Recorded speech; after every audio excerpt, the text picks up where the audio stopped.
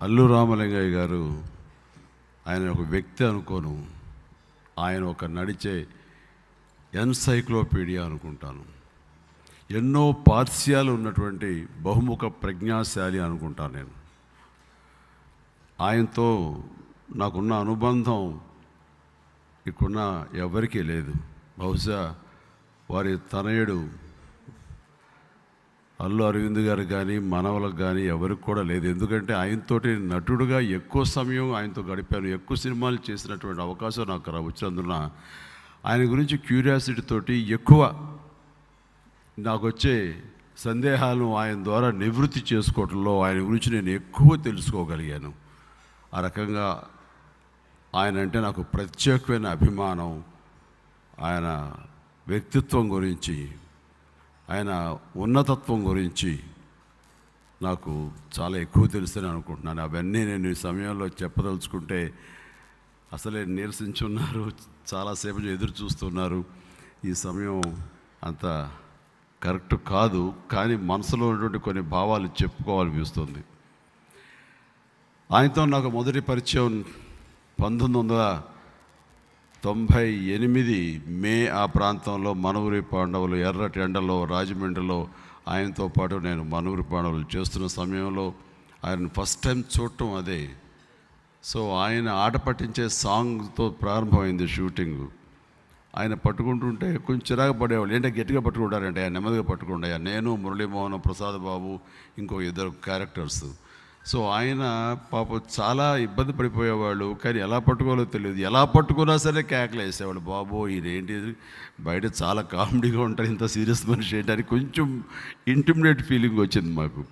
తర్వాత కూర్చుదాత ఏ ఊరు బాబు మీది ఎక్కడ అన్నాడు.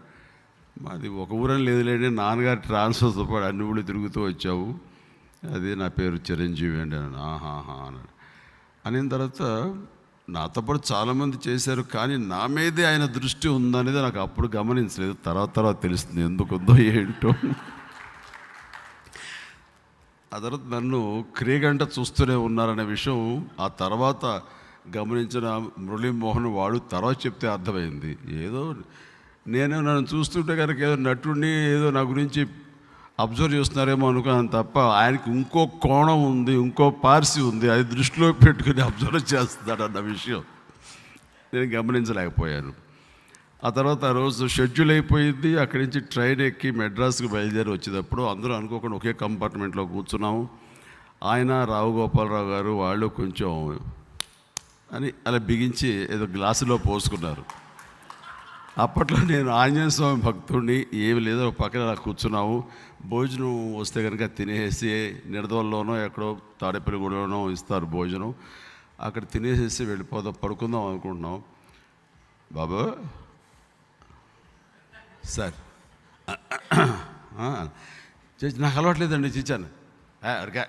లేదు నేను ఆంజనేయ స్వామి భక్తునని ఇవన్నీ చేయనండి, నాకు అలవాట్లేదండి నస్తా. అంటే బుక్ తీసి ఆయన మార్క్ టిక్ అని వేస్తుంటారు, అదేదో వేస్తుండొచ్చు అని. ఇట్లాగా నాతో పాటు 2-3 షెడ్యూల్ చేసిన తర్వాత నేనేంటి అదేంటని అక్కడ గీత అనే అమ్మాయి ఉంటే అమ్మాయితో మిగతా కుర్రలందరూ సరదాగా ఉంటే నేను అప్పుడు అమ్మాయితో కాకుండా అక్కడ హార్స్ రైడింగ్ ఉంటే దోసకాయల పిల్లలో హార్స్ ఎక్కి తిరుగుతూ ఉంటే మిగతా వాళ్ళని చూసేవాళ్ళు, నన్ను చూసేవాళ్ళు. అక్కడ ఇంకొక టిక్ వేసుకున్నారు. సో అమ్మాయి దగ్గర నుంచి మాట్లాడుతాం, సరే అమ్మాయితో నేను క్లోజ్గా మాట్లాడుతున్నటువంటి సీన్ ఆయనకి ఏం కనపడలేదు కాబట్టి అదొకటి. ఇవన్నీ అయిన తర్వాత ఇక్కడ దుష్ట చతుష్ట కూటమి లాంటి జరిగింది. అల్లు అరవింద్ గారు, జయకృష్ణ, అల్లు రావాలి వీళ్ళందరూ కలిసి కూర్చుని ఈ కుర్రోడిని ఎలా నొక్కేద్దామా అని ఆలోచించారు. నొక్కడం అన్నాడు. ఇవన్నీ అప్పటిదాకా తెలియదు నాకు. నెమ్మదిగా జయకృష్ణ వచ్చాడు. బాబు ఏమండే అన్నాడు. ఏంటంటే జయకృష్ణ మా ప్రొడ్యూసర్ సినిమాకి. ఇప్పుడు కాదు, ఇప్పుడు పెళ్ళికి వెళ్ళి ఎప్పుడే పెళ్ళాడు బాబు, ఎప్పుడే ఎంటర్ అవుతాను, ఇప్పుడు పెళ్ళాడు మనకి చచ్చి అదేం కాదు చిచ్చి మనం ఇంకా 7 ఏళ్ళు పోవాలి, 5 ఏళ్ళు పోవాలి, నిలదొక్కుకోవాలి ఇండస్ట్రీలో అని.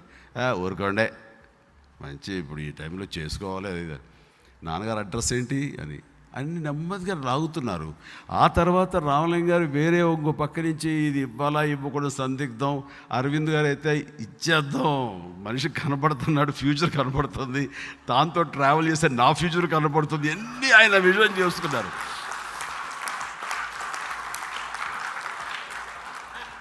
ఆయనంత విజనరీ ఎవరు లేరని అందరికి తెలిసిందే కదా. చాలా విషయాల్లో ముందస్తుగానే ఏ టెక్నాలజీ వచ్చినా సరే, ఏది వచ్చినా దానికి ఎలా కనిపెడతారో ఈ వ్యక్తులు కూడా అలాగే కనిపెట్టారు. మన అమాయకులం, ప్రతిదీ తెలిసేది కాదు. అయిన తర్వాత వీళ్ళందరూ కలిపి కూడబలుక్కున్నారు. రామలింగ గారు ఏమో ఆయన తెలిసిన 2-3 పెద్దోళ్ళతోటి చేశారు. చాలా మంచి కూరవాడండి, బుద్ధిమంతుడు, ఆంజనేయ స్వామి భక్తి తప్ప ఇంకోటి లేదు, ఏ చెడు అలవాట్లు లేవు, అమ్మాయిలనే బహుదూరంలో ఉంటాడు. అది ఇంత కంటే కావాల్సింది ఏంటి? జయకృష్ణ ఏంటంటే అబ్బాయి ఒప్పుకోవట్లేదని. ఒప్పుకోకపోతే ఏముంది, మనం చేద్దామని మా నాన్నగారి దగ్గరికి వెళ్ళారండి వాళ్ళందరూ. నెల్లూరు జయకృష్ణ గారు వెళ్ళారు. ఏమండి నేను చెప్తాను, అబ్బాయికి మంచి భవిష్యత్తు ఉంది. అప్పటికి నాన్నకి జయకృష్ణకి పరిచయం ఉంది, ఎందుకంటే జయకృష్ణ మనూరు పాండవులు తీశాడు కాబట్టి నాన్నకి పొత్తు పరిచయం ఉంది. బ్రహ్మాండంగా ఉంది. కానీ అక్కడ అమ్మాయిలు అబ్బాయి అందానికి, ఆ స్ఫురద్రూపికి అంత లేదు మన దగ్గర.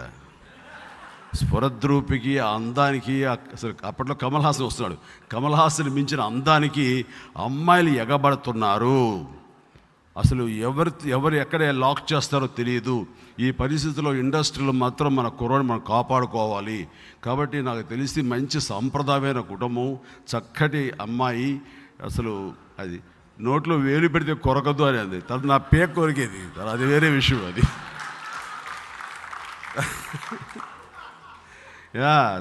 తన పేకగా నిండుగా నగలు చేయించకపోతే అది నెక్స్ట్ నా పేక మీదకి వచ్చేది తన నోరు. అలాంటి నోట్లో వేలు పెడితే అంత మంచి సౌమ్యురాలు అని చెప్పేసి, అలాంటి అమ్మాయితో ఉంటే మన అబ్బాయి జీవితం బాగుంటుంది. ప్లస్ భోజనాలకి వాటికి కష్టపడిపోతున్నాడు, అబ్బాయి చిక్కిపోతున్నాడు. ఒక్కడి మాత్రం సత్యమండి, ఇండస్ట్రీలో నమ్మకూడదు. ఏ అమ్మాయి ఎక్కడి నుంచి ఎలాగా పట్టుకుని తను ఇచ్చేసుకుని తెలియదు. అతను మన అబ్బాయే కాదు, ఆలోచించుకోండి మీరు అని చెప్పేసరికి పాపం నాన్నగారికి ఎప్పుడైతే మైండ్లో పడిపోయిందో, ఆయనకి జయకృష్ణ లాంటి మనిషే అంటున్నాడు అని చెప్పేసి, నాన్న ఏంటి పెళ్ళేంటి, నాన్న పెళ్ళేంటి నాన్న, చేసుకోరా నీ ఆరోగ్యం కూడా బాగుంటుంది, మంచి ఇంటి పట్టు భోజనం తినొచ్చు అని చేయొచ్చు. లేదు నాన్న, నిజంగా చెప్తానండి, దండేసి గొర్రె పొట్టేళ్ళని బలికి తీసుకెళ్ళారండి నన్ను. అలా ఈడ్చుకెళ్ళారు. అప్పట్లో నాకు ఎప్పుడు మొహమాటంగా ఎవరి మాట గట్టిగా కాదనలేను. సరే అయినా సరే ఇది కానీ కొంచెం గట్టిగానే ఉందాం అనుకున్నానండి. పెళ్ళి చూపులు అన్నారు. సో ఎప్పుడైతే సురేఖను చూశానో,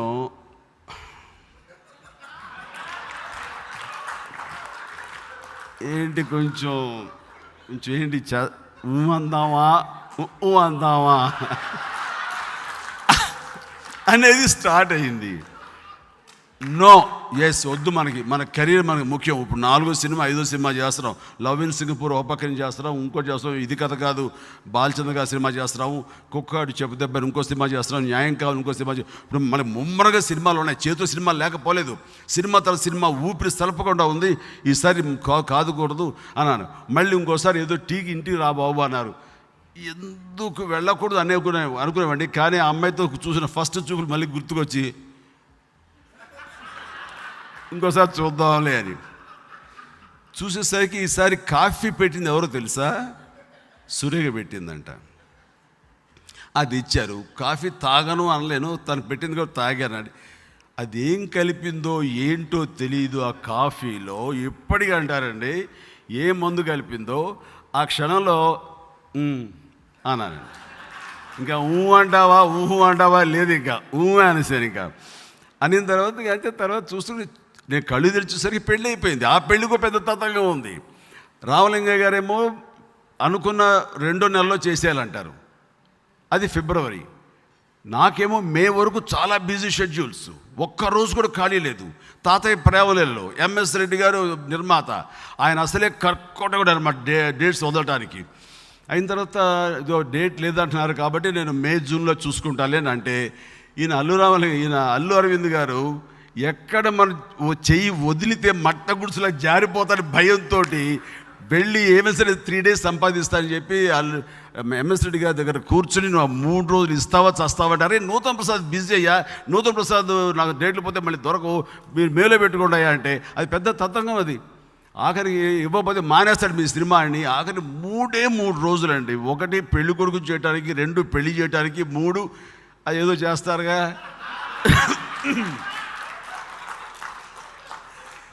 3 రోజులు ఇమ్మన్నారు కనీసం.